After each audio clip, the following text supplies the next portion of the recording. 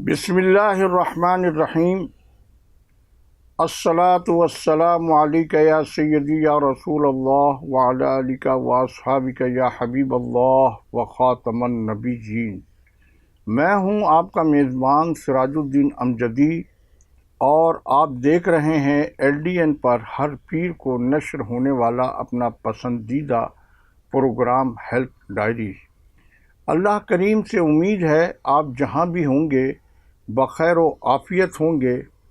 آج کی health diary میں HIV ایڈز اور ڈرگ ایڈمنسٹریشن کی جانب سے خلاف قانون سرنجز کا استعمال، اس پر کس افسر نے 25 لاکھ روپے کس سے مانگے اور کس کے نام پر مانگے، اور یہ ماجرا کیا ہے، آج کی ہیلتھ ڈائری میں آگے چل کر میں اس کی تفصیل بیان کروں گا۔ جن ناظرین نے اب تک چینل کو سبسکرائب اور لائک نہیں کیا ہے، وہ صحت اور صحت سے جڑی ہوئی خبروں سے باخبر رہنے کے لیے چینل کو پہلے سبسکرائب ضرور فرما لیں، اور جن دوستوں نے سبسکرائب کر لیا ان کا تہ دل سے شکریہ۔ پروگرام اچھا لگے تو لائک، کمنٹس اور دوستوں کو شیئر بھی ضرور کر دیں۔ ناظرین کرام، سندھ میں قومی خزانے کو لوٹنے کا کھیل بہت ہو چکا۔ عالمی سطح پر ملک میں کرپشن کی رینکنگ میں پاکستان نمایاں۔ سندھ حکومت کا سابق گورنر سندھ کامران خان ٹیسوری کو 1 کروڑ روپے کا میڈیکل بل دینے سے انکار۔ سیکریٹری خزانہ فیاض جتوئی رکاوٹ بن گئے، جبکہ سروسز اسپتال میں میڈیکل آکسیجن گیس کی ضرورت نہیں تھی، لیکن کئی 100% اضافی بجٹ محکمہ خزانہ نے دے دیا تھا۔ وفاقی حکومت کی مختلف وزارتوں میں کروڑوں روپے کی مالی بے ضابطگی کی رپورٹ نے قومی احتساب بیورو نیب کو مزید متحرک کر دیا۔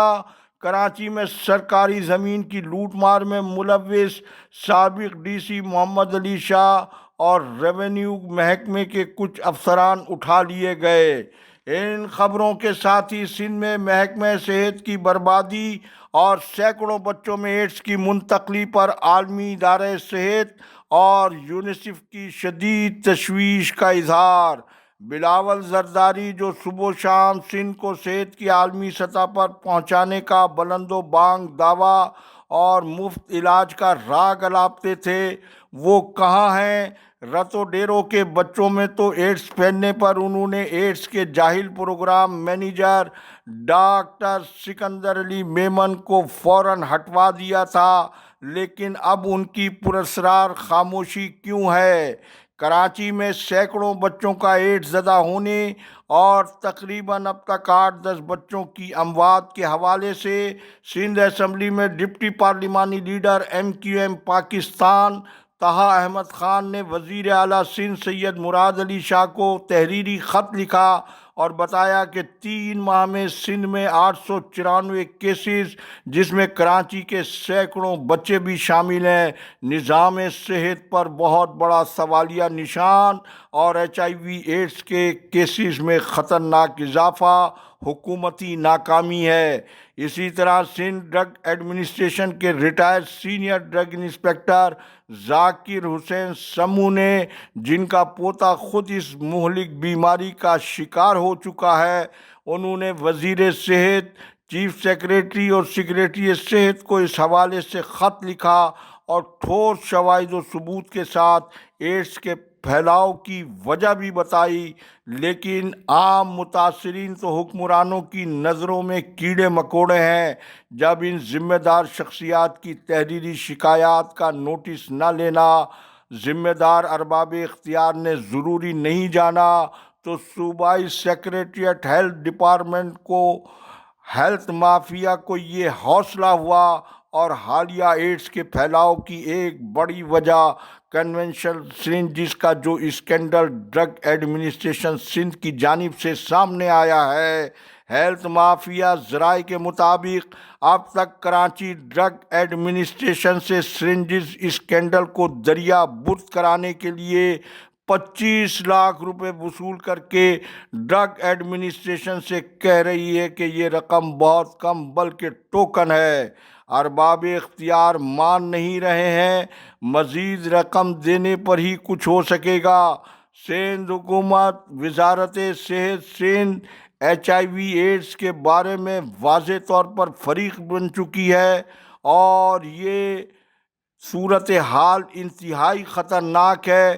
مذکورہ صورتحال کی وجہ سے دنیا میں پاکستان کی رسوائی ہو رہی ہے، لہذا وفاق کے مقتدر حلقے اس مہلک مرض میں مبتلا سینکڑوں معصوم بچوں و دیگر مریضوں کی جان کے تحفظ کے لیے اپنا قومی کردار ادا کریں۔ ناظرین کرام، ایڈز کنٹرول پروجیکٹ سندھ میں مالی اور انتظامی خلاف ورزیوں پر آپ کی خدمت میں اس سے قبل 2 قسطیں پیش کی جا چکی ہیں۔ آج اس حوالے سے تیسری اور آخری قسط ملاحظہ کرنے سے قبل DG سندھ آڈٹ کی رپورٹ کا عکس LDN کی اسکرین پر پہلے آپ ملاحظہ فرمائیں۔ آڈٹ رپورٹ کا عکس آپ نے ملاحظہ کیا۔ مذکورہ آڈٹ رپورٹ کا یہ حصہ ایڈز کنٹرول سندھ کی انتظامیہ کی نااہلی، مبینہ خردبرد اور مجرمانہ ارتکاب کی واضح تصویر ہے، جس میں بتایا گیا ہے کہ قانون کے مطابق ایڈز زدہ مریضوں کے لیے خریدی جانے والی حساس ادویہ کی ڈرگ ٹیسٹنگ لیبارٹری کی رپورٹ، رجسٹریشن سرٹیفکیٹ، خریدی جانے والی دواؤں کے مشترکہ معائنے کی رپورٹ اور مذکورہ خریداری کھپت کے ریکارڈ کے بغیر کی گئی ہے، جس سے یہ تمام ہونے والے اخراجات بے قاعدہ قرار پائے گئے۔ آڈٹ رپورٹ میں واضح کیا گیا ہے کہ ایڈز کنٹرول پروجیکٹ سندھ میں ادویہ کی خریداری غیر شفاف انداز میں اور طریقہ کار کے اعتبار سے ناقص انداز میں کی گئی ہے۔ لازمی ضروری دستاویزات کا مسلسل فقدان، غیر مؤثر معائنے، ڈرگ ٹیسٹنگ کا نہ ہونا، مشکوک ٹینڈرنگ اور فراہم کنندگان سپلائرز کی ملی بھگت کے واضح اشارے نگرانی، حکمرانی اور مالی نظم و ضبط میں سنگین ناکامیوں کی عکاسی کرتے ہیں۔